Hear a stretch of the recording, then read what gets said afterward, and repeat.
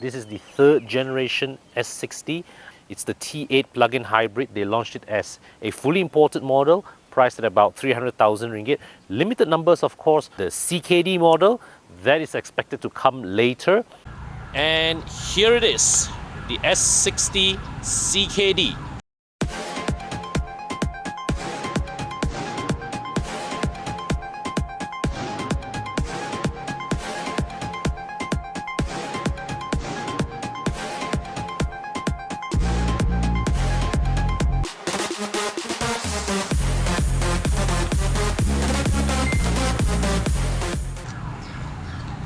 So, well, from CBU to CKD, the S60, well, same price as before, same mechanical spec as before, 295,888, but that's SST price. T8 twin engine plug-in hybrid, so 407 horsepower, 640 Newton meters of torque. And from the outside, it's exactly the same as the CBU car. In fact, such is the coincidence, our test unit, our CKD test unit that you see here, is the same white color as the CBU test car that we got earlier. Personally, I would have preferred to see this in red. All right, but white is fine too. White also also shows off some of the S60's design lines quite well, but really red is the color that you want.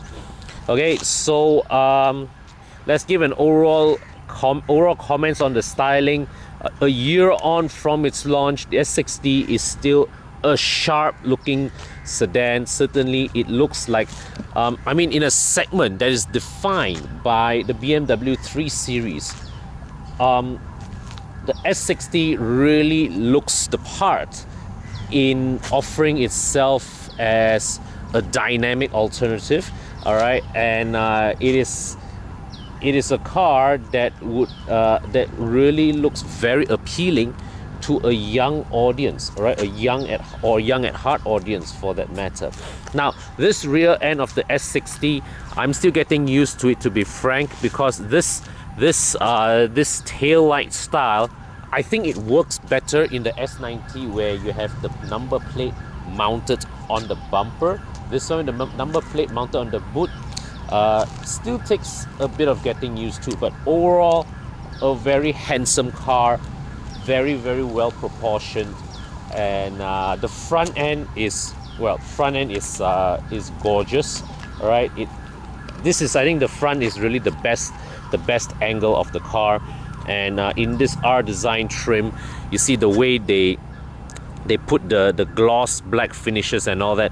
This is not overly done, but it still looks properly aggressive.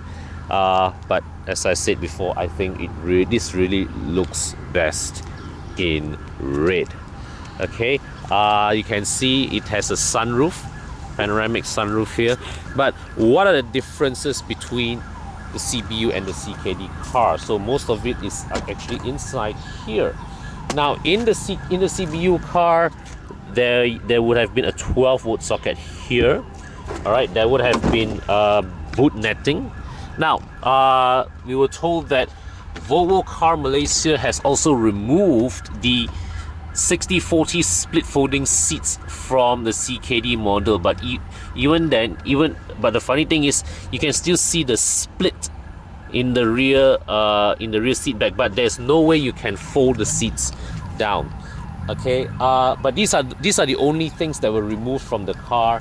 I don't think it severely affects the value proposition of the car, but 60/40 split folding seats is something that I do appreciate. All right, and it's regrettable that they took it out. But I think removing the boot netting and as well as the 12-volt socket from the boot, I can live with that. All right, I can live with that. Yeah, so you can see here, this is the rear seats, and still the same upholstery as before, leather with some fabric inserts here. All right, Now you come to the front end. It's the same cabin design as before. Okay, unlike the XC90, XC60 and S90 T8, you don't get Bowers and Wilkins sound system. Instead, you get a Harman Kardon setup. All right. One thing that I observed, and I think Volvo could have done a bit better. Right, I would have preferred that this piece be finished in, right, maybe this gloss black or this silver trim here. That would have increased the value perception of this door, and it would have also given this door a bit more of a contrast color. But otherwise it's the same stuff here as before. Oh, you do get auto parking here. Okay, so I'm in a relatively low traffic area and I'm going to try this out. This is the new park assist feature that is new to the S60 CKD. The CBU model did not have it. So when you activate the system, it defaults to detecting based on the left, but if you were to flick the signal to the right, then it tells the car you are parking on the right.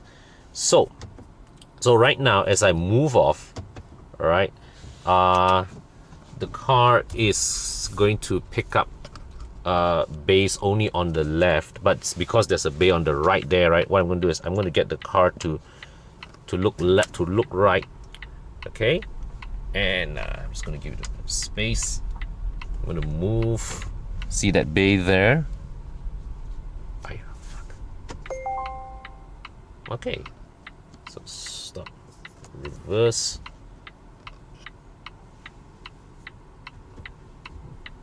and let's go. Okay, so you can see here my hands are off the wheel, and not bad. One time muscle.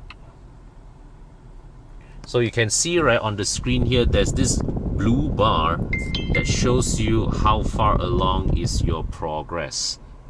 Okay, it's sort of like countdown, and that's it, done.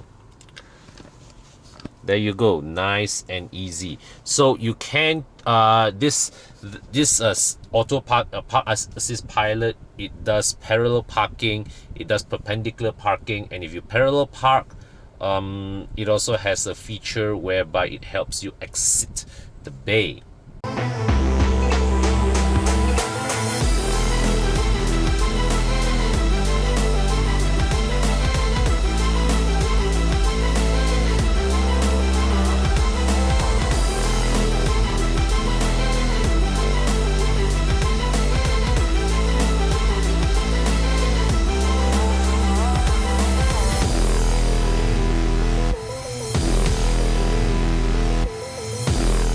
Okay, so because well, this S60 CKD is mechanically identical to the CBU car, it drives the same. So if you watch my previous review of the car, it's pretty much the same kind of findings, and that is not a bad thing.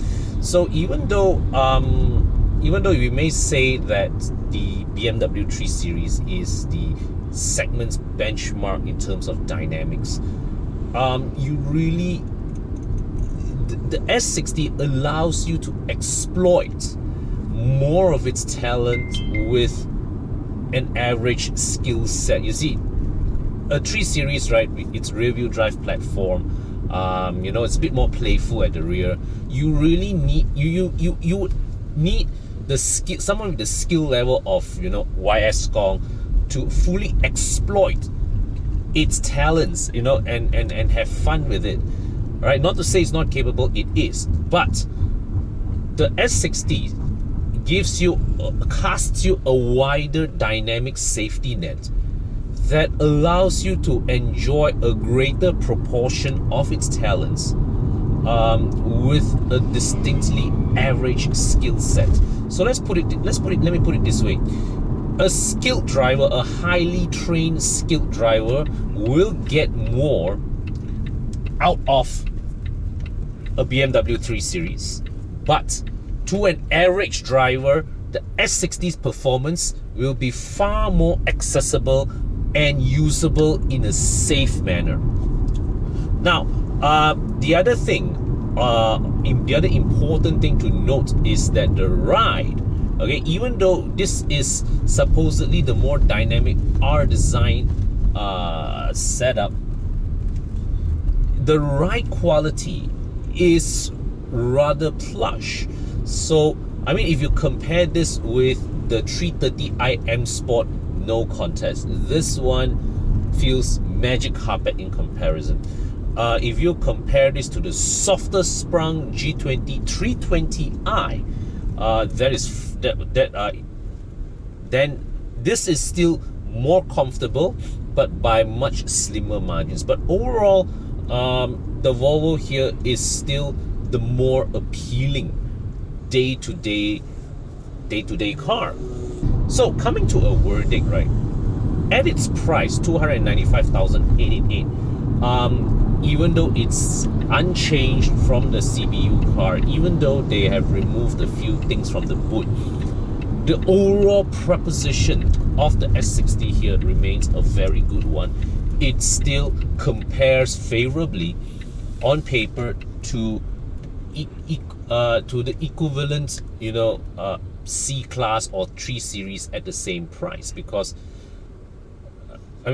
for the same amount of money at a Mercedes or BMW showroom, Volvo is giving you far greater performance. I mean, what Mercedes and BMW gives you 250 horsepower, the region of 250 horsepower. This here gives you 400. And even if you are just using the engine alone, there's still 320 horsepower coming from the engine. So, and of course, the safety spec of the S60 here, no question, this is a segment leader.